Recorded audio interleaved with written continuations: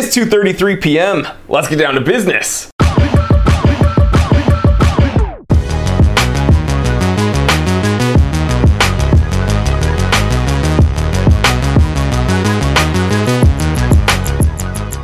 All right, everybody relax. What an audacious episode to make. The claim that I know what is wrong with the watch collecting world. Incredible. How disrespectful. How narcissistic. Relax.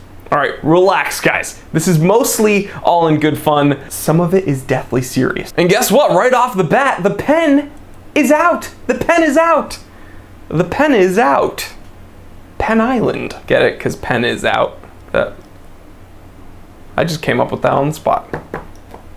And I brought out the pen from hibernation because intentionally, on purpose, to upset some of you guys. Because in my earlier episodes, when I wasn't using high-tech machinery like my laptop and iPads to have my notes, I used actual notebooks. So I brought it back and I'm going old school, somewhat archaic, and I have my bullet points written by hand. I also had the pen out in my earlier episodes because I wasn't very comfortable on camera and I didn't know what to do with my hands. So I had something to fiddle with. But people complained about it, which brings me to my first point. The watch world suffers from a lack of humor. Okay, everyone's just gotta stop taking themselves so seriously. We all love wristwatches, okay? We all have something in common, so let's just chill and just have the sense of humor about you. And you don't have to take every little thing so seriously. Like, okay, I'm a dude, I'm in front of a camera, I have a pen in my hand. Is that the worst thing in the world? And God forbid someone make a watch review while cracking a couple jokes, while having a good time, while chuckling a bit. Oh, no, that's not allowed. You have to be hyperclinical. I will talk about this watch and its machine-turned bezel, and its yellow gold properties, and also some stainless steel, and the clasp. To undo the clasp, or actuate it, if you will, it requires roughly 4.5 square foot-pounds of pressure to actuate the clasp. And ooh, there's a bit of a sharp feeling upon my fingertips when I don't do it properly. And as I make my way up to that machine-turned bezel, you will find... oops, it wasn't even on camera. My mistake, please. I shall do the take again. Oh, come off it! I didn't realize that I wasn't on camera. Maybe I was on camera, but I couldn't see because I was like this. But you know what? People are gonna complain about that bit that I just did right there. I just did a bit on doing a bit and people will be upset about it. Just chill. Okay, guys, chill. We are making episodes about, or I should say, I am making an episode about a hobby that we all share. Okay? I'm talking about something we like. So just relax. People express themselves in different ways. Some people are smarter than others. There's people like me who are psychotic and our only outlet is to yell at a camera.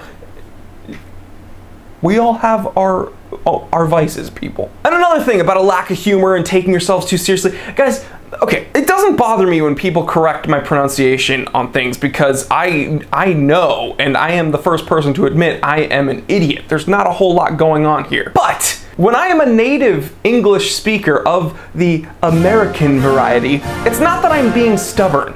It's not that I'm trying to be oppressive, but when I pronounce things like Vacheron Constantin, it's not that I'm trying to be overtly disrespectful by not saying Vacheron Constantin.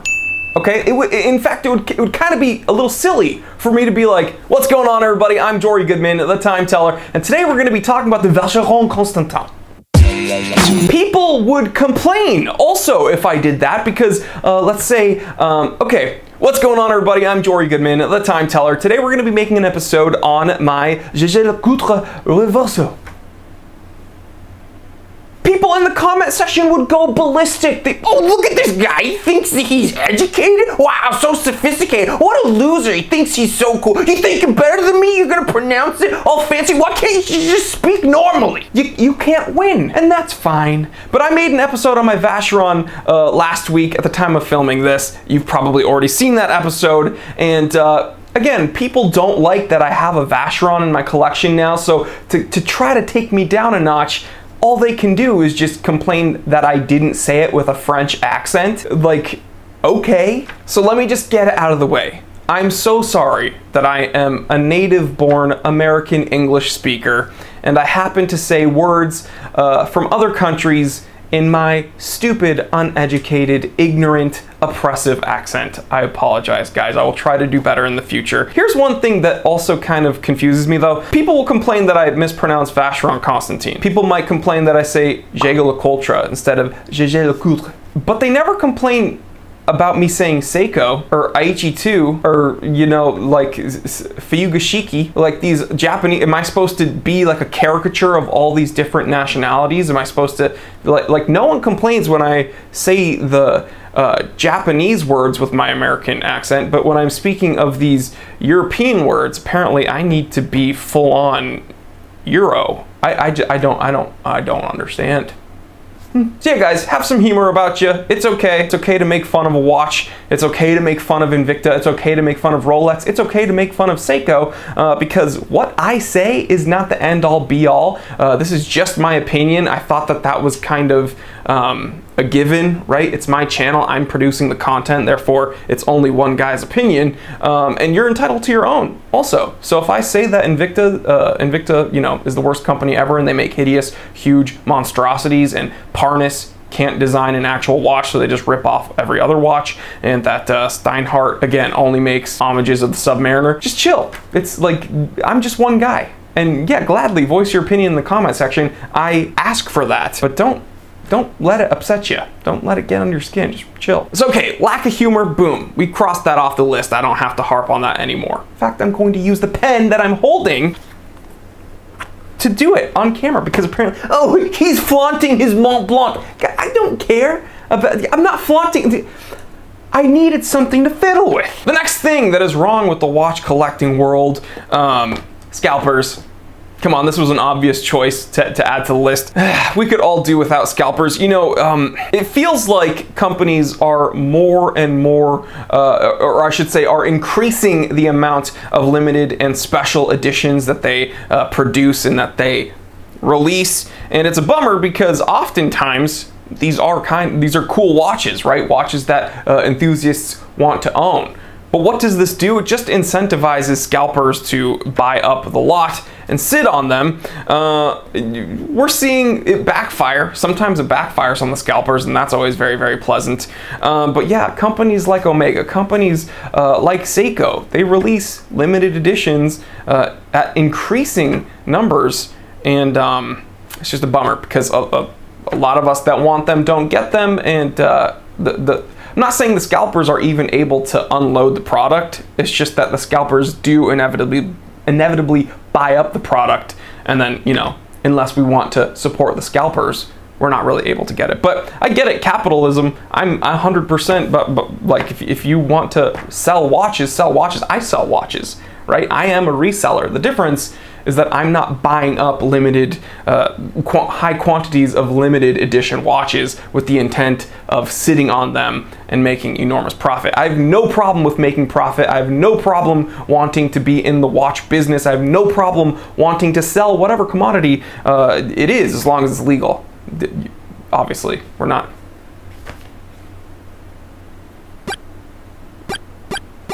No drugs. The scalpers suck. Okay, we can all agree on that. I'm checking off the list. With my Mont Blanc. Did I pronounce that right? My Mont Blanc. Next up, kind of in the same vein, the third thing that's wrong with the watch collecting world, replicas. All right, I'm just sick of them. They're just as nefarious. That's a good word. Did I pronounce it properly? Just as nefarious as scalpers, right? Because I feel like this is on. I feel like these last two, the scalpers and the replicas, I feel it's a given, right? We can all agree. Who wants a fake watch? And the frustrating thing is whenever I make an episode, I've made a couple episodes on this channel complaining about replica watches, and inevitably there are people in the comment section coming to the defense of replica watches, and they say, well, what if I want this watch, but I can't afford the real thing? And I understand, I sympathize with that. I still wouldn't support the replica market.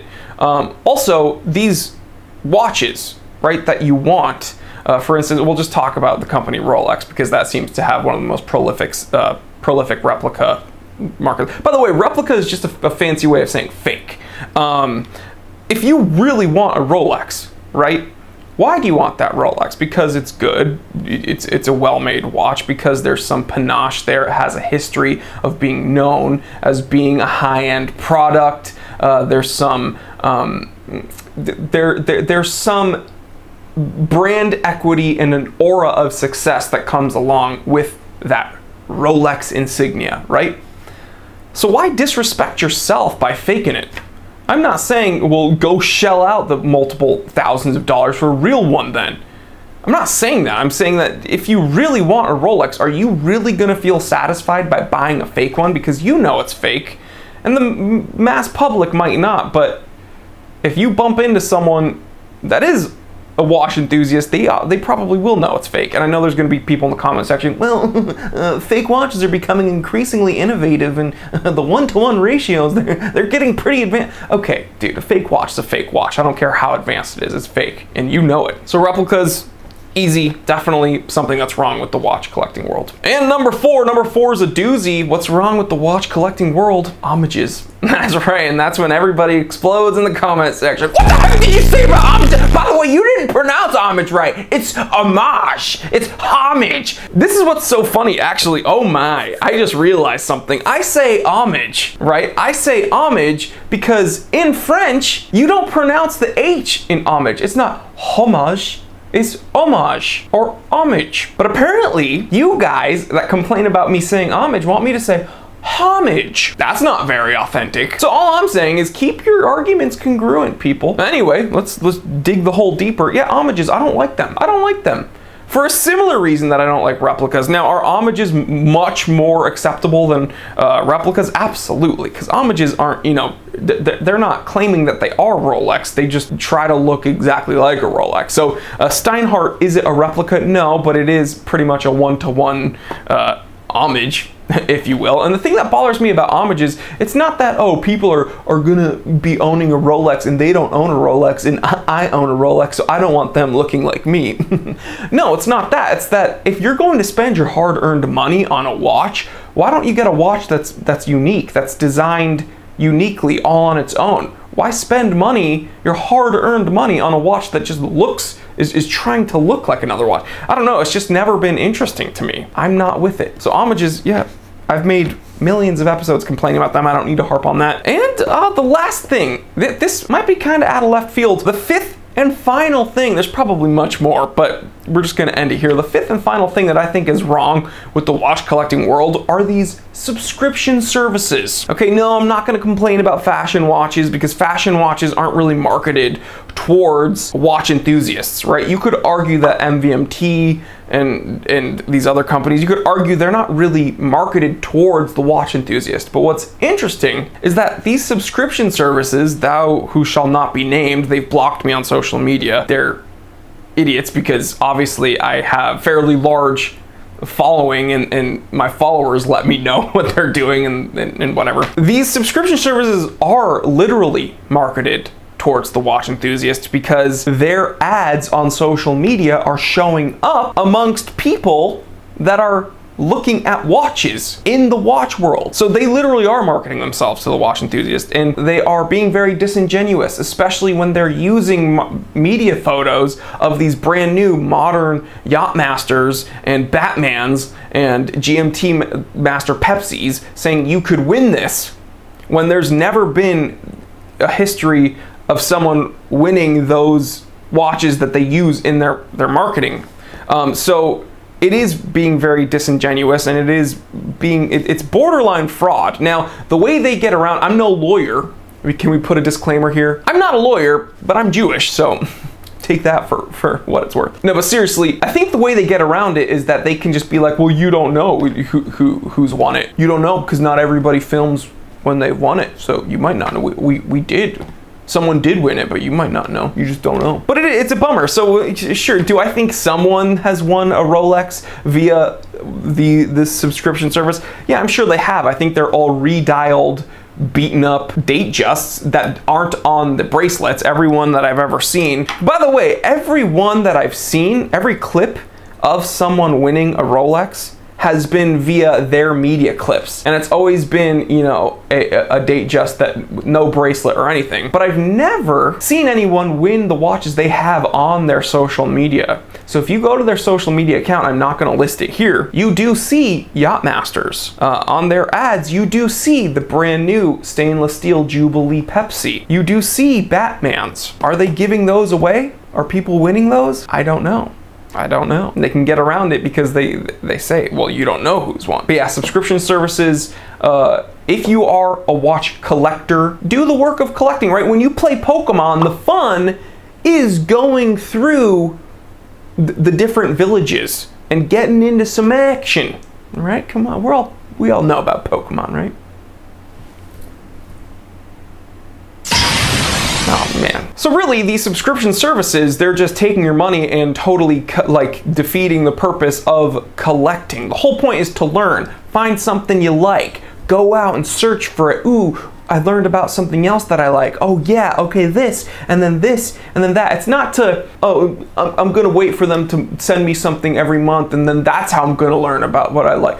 No, that's not fun. I know, different strokes for different folks, but you're literally wasting your money. You're gonna pay someone to curate a collection for you and then maybe later on you can learn about something. No, just save that money, do the research, learn, and then put that money towards something you like. So yeah, I'm gonna check it off with my Mont Blanc. There you have it, guys. I know this episode's gonna push some buttons and it's gonna be upset. I can't believe this loser thinks that he knows what's wrong with the watch world. Well, I just had to vent. And there you have it, guys. T3's not always smiles. Just kidding, I actually still did have a lot of fun making this episode. And if you enjoyed this episode, or maybe you didn't, still subscribe, hit the subscribe button if you haven't already. Hit the bell icon so you don't miss out on any of this hard-hitting content. And if you want to see more of my mental breakdowns, more of my mispronunciations, more of my ugly beard, and my terrible, terrible humor, because again, we're not allowed to laugh. We're not allowed to enjoy ourselves in this hobby. Okay? Don't have your own opinions. You're not allowed. And if you do have your own opinions, you better not express them. And if you have a pen, do not put that on camera, okay? No pens on camera. But seriously, guys, I love you.